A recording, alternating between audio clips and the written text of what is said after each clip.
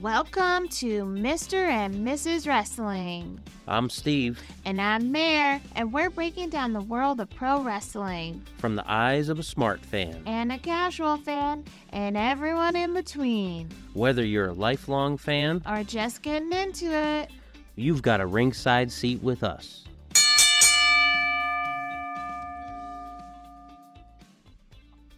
Welcome to episode 17 of the Mr. and Mrs. Wrestling podcast. This week, we're breaking down one of the wildest weekends in pro wrestling. From jaw-dropping moments and shocking finishes at AEW All Out to the larger-than-life spectacle of WWE Wrestlepalooza, we've got every slam, surprise, and storyline covered. Buckle up, because this ride is going to be just as unpredictable as the show themselves. Let's get into it. Promotional consideration paid for by the following. This episode of Mr. and Mrs. Wrestling is powered by W Energy. Listen up, brother. You know in the squared circle it's all about having the energy to go the distance. No sugar crashes, no jitters, just clean, focused fuel to keep you going through every promo, every match, and every late-night wrestling binge. That's where W Energy comes in, the ultimate tag team partner for your brain and body. Packed with vitamins, antioxidants, and a knockout flavor lineup, W is here to make sure you never gas out before the final bell. No fake stuff, no gimmicks, just pure power. So whether you're cutting promos or cutting down on fatigue, grab a tub of W and unleash your inner champ. Head over to w.gg, use promo code Mr. and Mrs. and get 10% off your first order. That's w.gg. Fuel up, throw down, and leave your competition down for the 3 count. Welcome, guys. We are going to cover All Out first. So to start the show, there was the Tailgate Brawl pre-show. Yeah, this was on TNT, so they got 1 hour on TNT instead of their normal Collision show. TNT was able to give them a full hour right before the main show. That's pretty awesome. So we had a tag team match, the Ops versus the Workhorsemen. So that was Powerhouse Hobbs and Samoa Joe versus Anthony Henry and JD Drake. This match lasted for 5 minutes and 19 seconds. Yeah, it was a quick match. Hobbs and Samoa Joe went over, and JD Drake, he's been getting more and more time. He was teaming with Adam Priest against FTR. Now him and Anthony Henry back together against the Ops. So good win for Samoa Joe. Love Samoa Joe. Then we had a singles match. It was Daniel Garcia with Marina Shafir against Katsuyori Shibata. Daniel Garcia picked up the win on this one, and it was 14 minutes and 49 seconds. Yeah, this was the best match of the pre-show. I'm happy that we get to see Shibata in any type of match, especially a good match like this. But I always worry for him whenever headshots are involved, like stomps and things like that from his past experience. But Daniel Garcia, he's got the new music, matches the Death Riders, got new gear. So he definitely seems fully entrenched with the Death Riders. Yeah, I always worry about Shibata too. Like him, Daniel Bryan. I don't really worry about Adam Copeland that much, but yeah. Yeah, Shibata was bad. That he had brain swelling. When him and Okada had that match in Japan years ago, and he just started bleeding from the top of his skull. Yeah, it was something to see. But he's had some good matches, and he can only work AEW really. So yeah, glad to see him getting some run. I mean, at least he got rid of the old headbutt. Yeah, thankful for that. Then there was a 6-man tag team match. It was Hologram and Paragon versus the Frat House. So that's Cole Carter, Griff Garrison, Preston Vance with Jack Jameson. This match was short, 3 minutes and 19 seconds. Yeah, the Frat House, they're normally on Ring of Honor. Whenever I see Griff Garrison, I always think of the old Being the Elite skit where Mr. Brody is looking for Jungle Boy, and the Dark Order brings him Griff Garrison, and he goes, "This is Griff Garrison," and the Dark Order goes, "Who the fuck is Griff Garrison?" That's pretty funny because feel like whenever I see Griff Garrison, all I think of is Jungle Boy. Yeah, that's the idea. That's pretty funny. Yeah, so real quick match. Hologram, they're going to be building towards the feud with his clone. So we'll see when that kicks into effect. And Roderick Strong, he has no time for the conglomerate.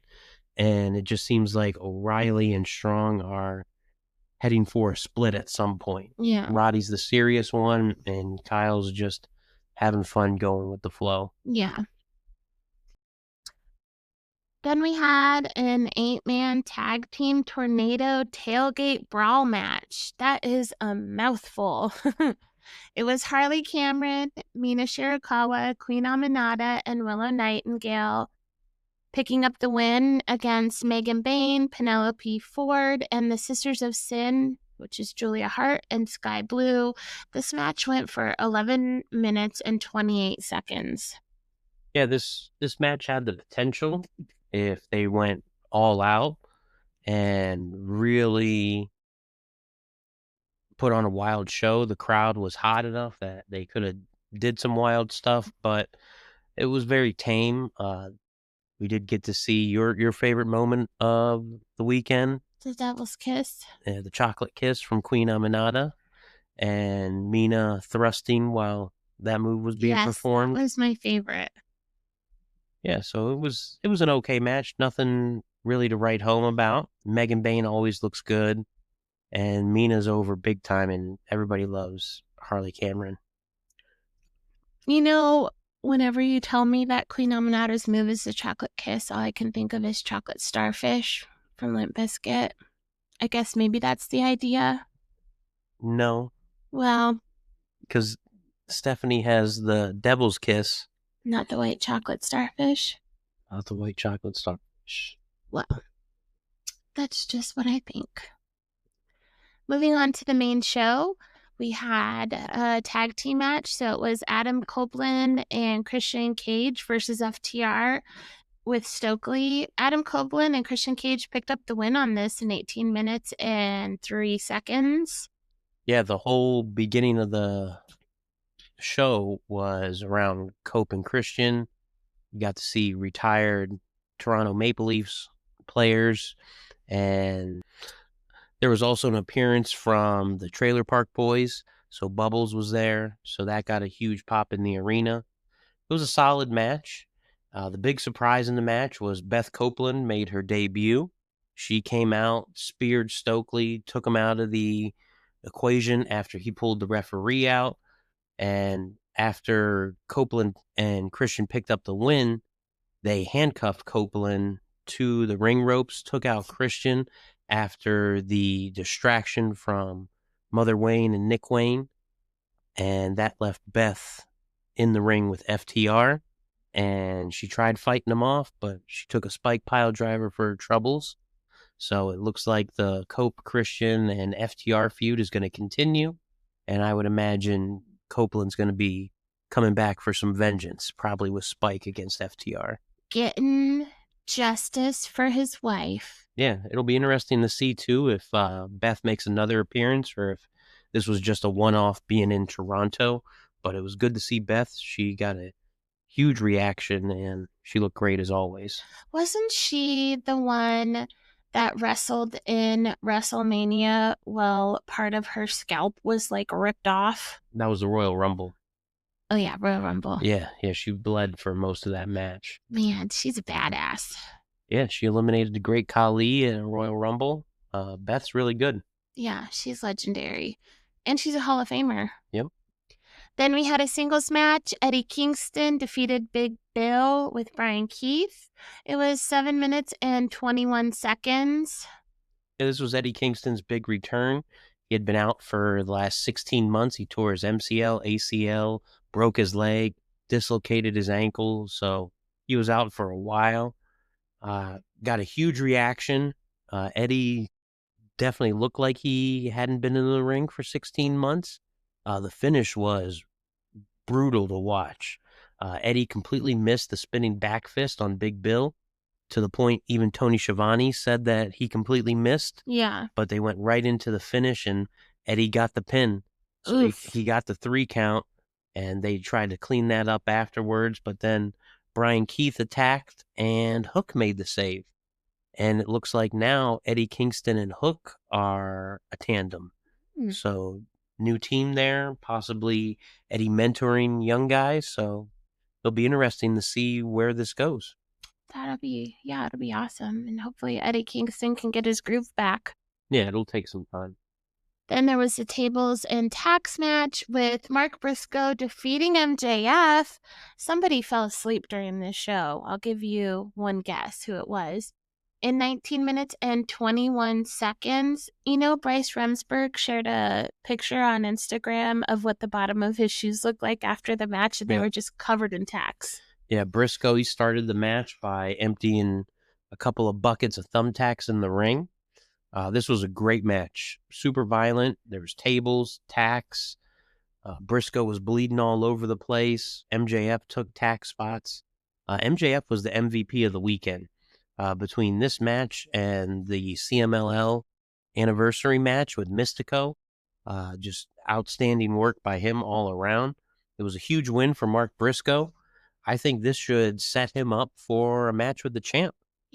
So, Hangman teased it that once he got through MJF to come see him. So you could definitely get a Briscoe versus Hangman match. Yeah, that would be awesome. Then we had a 6-man tag team match, The Demand, which is Bishop Khan, Ricochet, and Toliona, defeating the Hurt Syndicate. That was something we speculated about if they were going to put over The Demand. So, Bobby Lashley, MVP, and Shelton Benjamin. And that was 13 minutes and 42 seconds. Yeah, this was a good match. Gates of Agony look fantastic each and every time with Ricochet. I tweeted out, and Ricochet even liked it, that this pairing of Bishop Khan, Toa Leona, and Ricochet has been very beneficial for both parties, and definitely 6-man trios title match coming up in their future. MVP took the pinfall, so it wasn't Lashley or Benjamin, so definitely something to keep in mind, but I think the Hurt Syndicate could definitely benefit from adding some fresh blood to this. Yeah. And the other thing to think about is, could we see them pairing back up with MJF when those four were together? Hurt Syndicate were the tag champs. MJF was riding high. Yeah. Since they've split, Hurt Syndicate have lost the tag titles. MJF has been on a losing streak, 3 straight matches that he's lost. So all parties need to reevaluate and see what's going on. But solid match. Ricochet is really letting his personality come out. It's showing, and the Gates of Agony are really benefiting from that. Yeah, I liked him on the media scrum afterwards. I only saw bits and pieces, but Ricochet was like popping off, and I liked that. Like he was doing good. Then there was the AEW TBS title match between Mercedes Moné versus Riho. Mercedes Moné picked up the win in 15 minutes and 55 seconds. Yeah, Mercedes looked great. She always comes prepared when it's a big show. Riho stepped up like we had speculated. Was she going to get off some of that rust? This was a decent match.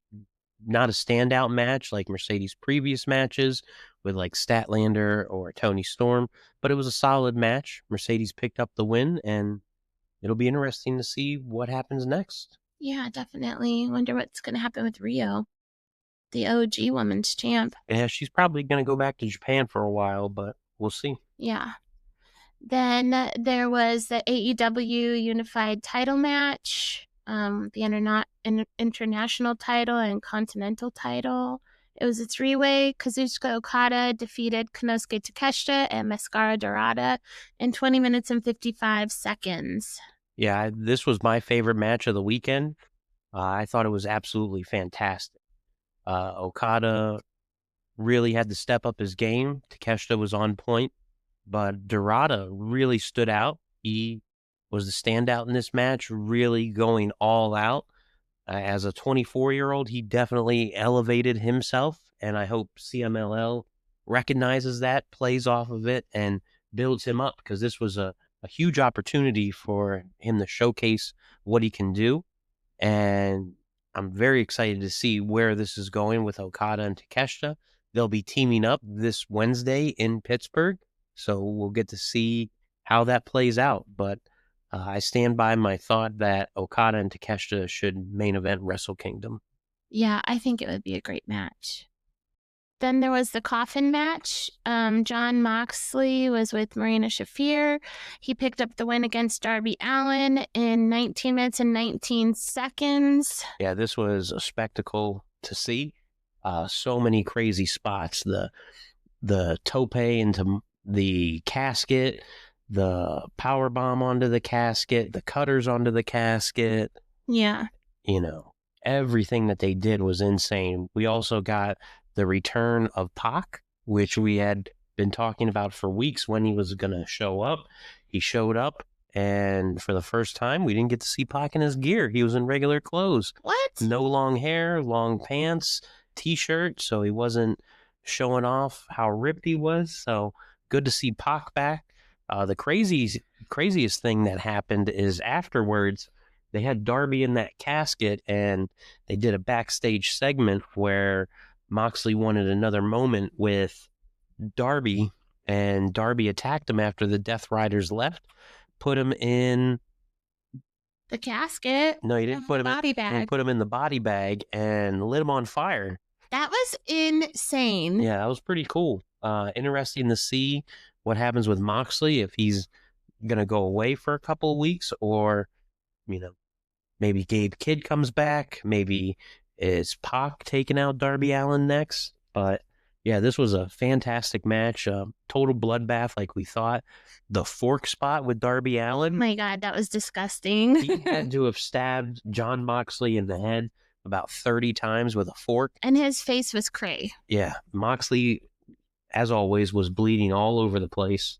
But this was, as advertised, wild, and definitely, where do you go from here? Like, what's next? A dog collar match? A cage match? I mean, cage match would be the logical thing to keep the Death Riders from being involved, but we'll see what happens. Yeah. I mean, could the cage really keep them out, though? It's possible. It's the idea of a cage. Yep. Then there was the AEW Women's World Title 4-way match. Chris Statlander picked up the win against Toni Storm, Jamie Hayter, and Thekla in 11 minutes and 59 cents. Just kidding. In 11 minutes and 59 seconds. Yeah, huge win for Statlander. Again, as we talked about, we thought that Statlander had the best shot of coming away as the new champ, and she did. She won it with using Wheeler Yuta's finish. Yeah. So I consider this a huge upset. Where does Toni Storm go from here? Because the last time she lost the title, she did a world tour where she just kept losing and going a little crazy. Yeah. So it'll be interesting to see where Toni goes from here. And, now it's the Statlander time. I would also like to see Toni go after the TBS title. Yeah. There's nothing wrong with the TBS title. Maybe go back to Stardom, elevate some Stardom, CMLL as well. Take the Toni Storm show on the road. Yeah. Yeah, I think it'd be awesome. Jamie Hayter also looked great. This was the best she's looked in a long time. And I'd like to see her really get some shine in the coming weeks. Yeah. I mean, these are all incredible talents, and Chris Statlander, she deserved the win. I mean... Yeah, 4 years since she last challenged for the world title, and she is the first woman in AEW history to be both TBS champion and world champion. As well as the first alien. First alien as well. Then there was the AEW World Tag Team Title 4-way ladder match. It was Brodito versus Jet Speed and the Don Callis family and the Young Bucks. Brodito picked up the win. Huge win for Brodito. Yeah, this was a wild match. Brody put speedball through a ladder, which was an insane sight to see. The Young Bucks went all out like always. Josh Alexander and Hechicero looked good. This was just an amazing match as expected. The thing to take away from this, I think the Young Bucks are climbing up as the greatest tag team of all time. Yeah. I think they're in the conversation with like the Midnight Express, with the Dudleys, with Edge and Christian, with the Hardys. Yeah. I think they are one of the best. Every big match, they show up. I can't tell you the last time I saw a Young Bucks match and it wasn't good. Right. And Brodito, they're getting the shine. They're going all over. They were in Mexico. They're in Canada defending the titles. So, yeah, the party continues. Then we had the AEW World title match. Hangman Adam Page defeated Kyle Fletcher. I did like this match. It was 38 minutes and 10 seconds, a long match, but it was awesome. Yeah, it was a fantastic match. No blood in this match, just a great match. No interference. Fletcher stuck to his word, and it showed Kyle Fletcher can be in a main event, can be the guy. Hangman's looking great. This was absolutely fantastic. But yeah, Fletcher now needs to be more motivated, more driven to take that next step. Yeah, this was fantastic. No shenanigans, no craziness, no big surprises at the end. Just a straight match. Just a straight match. Hangman Page coming out on top and continuing his run of just fantastic matches this year. He's definitely going to be in the conversation for Wrestler of the Year. Yeah. His matches with Ospreay, with Fletcher, the tag match that he's had, the 8-man tag, the death match with Christopher Daniels. Yeah. He's had a really good run this year, and he came out on top, and we'll see what's next for him. Yeah. And we got a big show this coming Wednesday in Pittsburgh. It is going to be the return of Orange Cassidy. Whoop, whoop. So Orange Cassidy will be in action. It's going to be a 6-man tag match. Mark Briscoe and Hologram and Orange Cassidy against Takeshita, Okada, and I believe Hechicero. So that'll be an interesting match. Tony Khan has a big announcement for this Wednesday. Speculation is that it's going to be for women's tag team titles. Okay. So we could get women tag team titles, as well as, maybe a tournament announcement that there's going to be a tournament for it. Maybe we could see, Toni Storm elevate tag titles. Her and Alex Windsor. That would be interesting. Or her and Mina. Yep, her and Mina. That would be interesting. So yeah, a lot of opportunities there. But yeah, that would be a great spot for Tony if they are going to have tag titles. What better way to ensure they get over than having Tony and, whoever her partner is? It'd be fantastic. Yeah, we're also going to be at that show in Pittsburgh. You'll see us in our Mr. and Mrs. Wrestling shirts. Maybe we could do like a little giveaway or something, like come say hi or snap a pic. Yeah, we'll be there. Look out for us. We are officially on the road to Wrestle Dream, which will be October 18th. So a little less than a month away. So we'll see what happens with that and, what's going to be next for Hangman, Chris Statlander, Toni Storm, and especially MJF. Yep. We are going to take our first break. Oh, you like wrestling? You like wrestling as much as me, Effie, the GCW World Champion? Well, I've got the right show for you. Tune in to Mr. and Mrs. Wrestling, where Steve and Mare bring you all the wrestling news, all the wrestling fun and gossip on a podcast available to you for free to listen to on Apple Podcasts, Spotify, or anywhere else you get podcasts. That's right. It's Mr. and Mrs. Wrestling. All right, guys, we are back, and we're going to talk about WrestlePalooza. Our first match was Brock Lesnar versus John Cena. Brock Lesnar picked up the win, 8 minutes and 48 seconds. Yeah, it was an awful match. Same old shit with Brock Lesnar. I mean, we've already seen this match with Cena. As we talked about, 7 F5s. At one point, Brock Lesnar looked purple. He was gassed up real quick. Yeah, he was changing all sorts of crazy shades. The best part about Lesnar was we got the reunion with Paul Heyman. So it'll be interesting to see, was that just the one-off, or is he going to be representing both Lesnar and the Vision? Yeah. So that'll be interesting.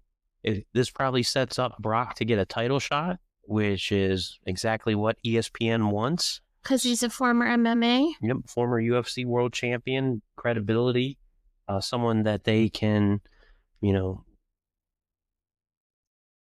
gleefully promote and, tout as WWE champion or world heavyweight champion. Yeah. I would imagine WWE champion, because they don't want him going after Seth Rollins in the Vision. Right.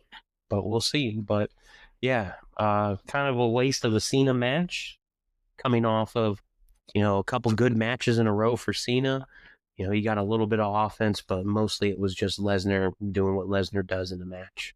I was thinking while we were watching this match that, John Cena, he must have been thinking to himself, I'm too old for this shit. Thank God I only have a few more matches. Thank God this is the last time I have to do this. Yeah, he'd rather do a Peacemaker filming than this. I mean, 7 F5s. John Cena's what, pushing 50? Yep. That cannot be easy on your body. Nope. It's crazy. It was a terrible match, and I would be very bummed to see Brock Lesnar with the title. Yeah, on Cage Match, as of this morning, it got a 2.35 rating. So, to put in the context, the worst rated AEW show was the Eddie Kingston, and that was a 4.1. So it did a lot better. Yeah, it doubled that score. But yeah, horrible match. Next up, we had the tag team match between the Vision with Paul Heyman against the Usos. The Vision picked up the win, and we saw special guest referee LA Knight. Yeah, continuing the LA Knight Jey Uso issue. The craziest spot in the match was when Jey went to hit Braun Breaker with a steel chair. He hit him so hard that the chair bounced back up and hit Jey in the head and split him wide open. And he got a concussion. Yeah, he was bleeding all over the place and definitely looked like he had to be talked through a lot of stuff. Yeah. But yeah, same old stuff you see that we've seen on Raw week after week. So definitely ready for this to go another direction. Then we had the women's world title match. This was probably my favorite match of the night. It was Stephanie Vacour versus Io Sky. Stephanie picked up the win. Super exciting. Yeah, she is now the WWE Women's World Champion. So huge win for Stephanie. They believe in her. They're strapping the rocket to her and seeing how far she can go. So huge win for her. She looks great in the ring. I mean, nobody ever doubted that. It's just wondering, is WWE going to believe in her? And yeah. Certainly seems like they do. Picking up a win over Io Sky is a huge win. It was a very good match. And yeah, big things coming for Stephanie. It was announced that at Crown Jewel, she's going to take on the winner of this Friday's triple threat match between Tiffy, Nia, and Jade. Mm-hmm. So whoever comes out on top as the WWE Women's Champion will battle Stephanie for the Crown Jewel title on October 11th. Who do you think's going to win that match? Tiffy? I mean, Tiffy's been champ for a while, so I could definitely see them going in a different direction. If they do a title change, I don't think it's going to be to Jade, because you don't want Jade to win the title on Friday and then her first match she loses to Stephanie. Yeah. So it's either going to be Tiffy or Nia. I could see Nia winning because, they always get happy when somebody gets into great shape. Yeah. Nia's in great shape. And be a huge win for Stephanie, overcoming the monster that is Nia Jax. Right. So, yeah, definitely something to look forward to. Then we had the mixed tag team match with AJ Lee and CM Punk defeating Becky Lynch and Seth Rollins in 29 minutes and 15 seconds. Yeah, I really enjoyed this match. I thought it was, it was my favorite match of the evening. I was given a ton of time, and it was an old school tag team match. They really built and built and built to AJ getting the tag, and she eventually got the win. My only gripe was some of these spots looked too planned out. Yeah, you could tell that they were working through the choreography of the match. Yeah, it wasn't as smooth, but, AJ's first match in 10 years, what do you expect? It could have been a lot worse, but it was a very good match. They told a great story. Yeah. The big complaint about this show was too much storytelling, not enough, in-ring action and defining moments, but this was a good match. They gave it the most time on the show, and they really let AJ have her moment, and she came out on top. Yeah, she did. I mean, she did pretty good for her first match back. Yeah, for not wrestling in 10 years, could have been a lot worse. And that submission hold, what's it called? This Black Widow or something? Yep.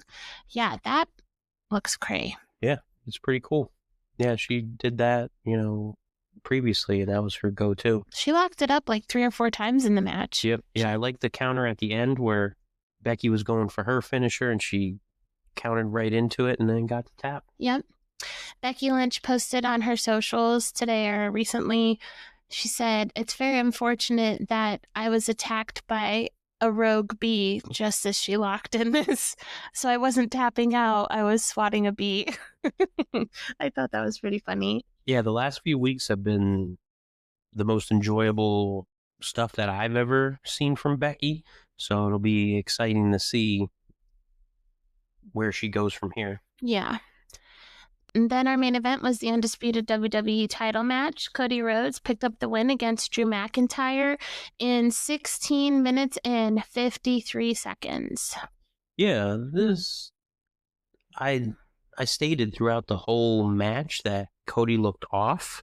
Yeah. And like he was going slow and whatnot, but I guess that was just the storyline of him selling, Drew giving him a concussion without saying the word concussion. Yeah. So he just wasn't up to speed, but he didn't look like himself. Yeah. He hadn't been in the ring in 5 weeks. Yeah. So he had just been filming Street Fighter. So I'm not sure how much ring time he had gotten in those 5 weeks. Yeah. But yeah, it's going to be interesting to see what they do with Cody and where they go. At Crown Jewel, it was announced on the post show that we're getting Seth Rollins versus Cody Rhodes, champion versus champion, to see who will be the Crown Jewel champion for the men's side. Okay. So 2 big matches already planned for Crown Jewel. So we know that's what's going to happen. One big takeaway is ESPN gave a ranking of the show and gave the show a C. So certainly not the best way to start out the WWE ESPN partnership. A lot of people expected big things for this show, and compared to the AEW show, it seemed like everybody was going a speed slower than AEW. Yeah, it was lackluster compared to it. Yeah. The overall match quality was much better in the AEW show, but WWE is WWE, and that's what they do. Yeah. My favorite part of the whole show, though, was when Undertaker came out and announced that Stephanie McMahon was going into the Hall of Fame. Like, it was so fun to see him out of character. Yeah. This was the earliest they've ever announced somebody for the Hall of Fame, but this was their big moment that Triple H was talking about. So, Stephanie's in the Hall of Fame. We'll see who else goes in, but yeah, Stephanie before Jim Cornette, Stephanie before Bam Bam Bigelow. I mean, he could have announced that a skunk was going into the Hall of Fame, and it would just still been my favorite moment. I just liked seeing the Undertaker be not the Undertaker. Yeah, he's been doing a lot. He's on that LFG show that he's just Mark. His podcast with his wife, his podcasts have been really good. So he's definitely been entertaining. Yeah. Some other big WWE news coming out of the weekend is that it seems like Joe Hendry is being phased out of TNA. Yeah. Getting ready for a WWE run. So I could definitely expect to see Joe Hendry in the Royal Rumble and in WWE going forward. Yeah. Which I'm a big Joe Hendry fan. He's perfect for WWE. The gimmick, the persona, the songs he makes. They're hilarious. Yeah. He's going to be fantastic. I mean, sign me up for a Joe Hendry Dirty Dom Intercontinental title feud. Yeah, sign me up for all the say his name and he appears stuff that they could do with him. Yeah, absolutely. They're doing it in NXT. Anytime they mention Joe Hendry's name, he just shows up. So, yeah, definitely something to look forward to. The other big news is the WrestleMania 42 two-day tickets have been announced. So the two-day ticket prices for WWE WrestleMania 42, which will again be in Las Vegas, Nevada at Allegiant Stadium. So this is before Ticketmaster and handling fees. So for 2 nights, the cheapest ticket that you're going to find for a 2-night ticket is $854.15 to sit all the way at the top in the 400 section. Per night? Or no, combined? That's combined. So you get 2 nights of WrestleMania, the Saturday and the Sunday, for $854.15 for 1 ticket. That's insane. So then if you go to the 300 section, you're looking at least $1,174.80. 200 level, you're looking at anywhere from $1,300 to $1,100. 100 level tickets, you're looking at anywhere from $1,100 to $1,300 to $1,400. Ringside, you're getting on the floor $2,200. Section B on the floor $3,800, and Section A1 camera side, best of the best, you're looking at around $9,000 for 1 ticket for 2 nights. 1 ticket for 2 nights, so about $4,500 to sit ringside for WrestleMania. So, WrestleMania is going to be in Saudi Arabia the following year. Yeah. Is Green Shirt Guy going to go? Who knows? I was talking to a friend, and he said based off the currency exchange, it would be like $20 for a WrestleMania ticket in Saudi Arabia. So maybe that's the one we should go to then. Yeah, if you can, I'd imagine that the people of Saudi Arabia get first shot at tickets. Oh, of course. So it's just like in Japan, they'll have a certain amount to foreigners. I'd rather hold out and go to a AEW weekend show. Yeah. Where you get all the indies, where you'll get GCW, where you'll get, Stardom, you'll get AEW. Yeah. It'll just be an overall better show, more fun. Probably a star cast with Conrad. Yeah.